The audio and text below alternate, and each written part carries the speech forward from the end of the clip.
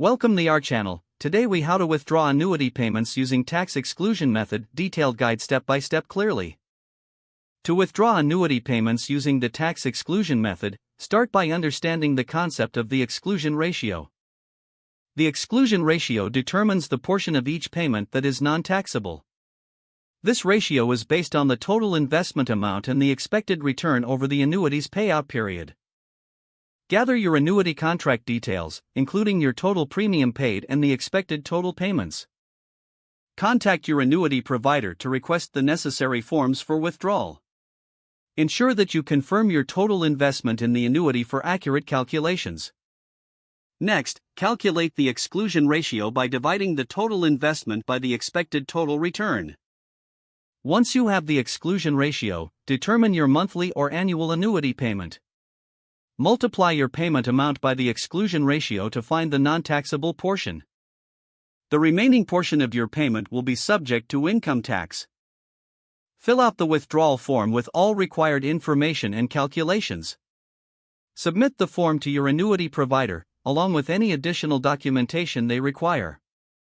Keep a copy of your submission for your records. Once your withdrawal request is processed, monitor your account for the payment distribution. When you receive your annuity payments, track the taxable and non-taxable portions throughout the year. It's essential to document these amounts for accurate tax reporting. Consult with a tax professional to ensure compliance and optimize your tax situation. Review your annuity's terms annually to stay informed about any changes in distribution rules. If the page does not load, refresh the browser or try again in a private or incognito window. Make sure you are using the correct email address, then retype it carefully to avoid small typos. If your password is not accepted, use the reset option and create a new strong password you can remember.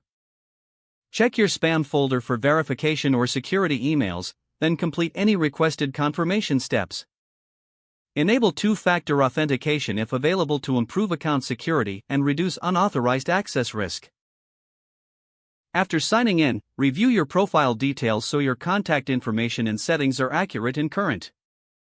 If you see an error message, note it down and try again after restarting your device and internet connection. Log out when you finish, especially on shared devices, to keep your account and payment information secure. If the page does not load, refresh the browser or try again in a private or incognito window.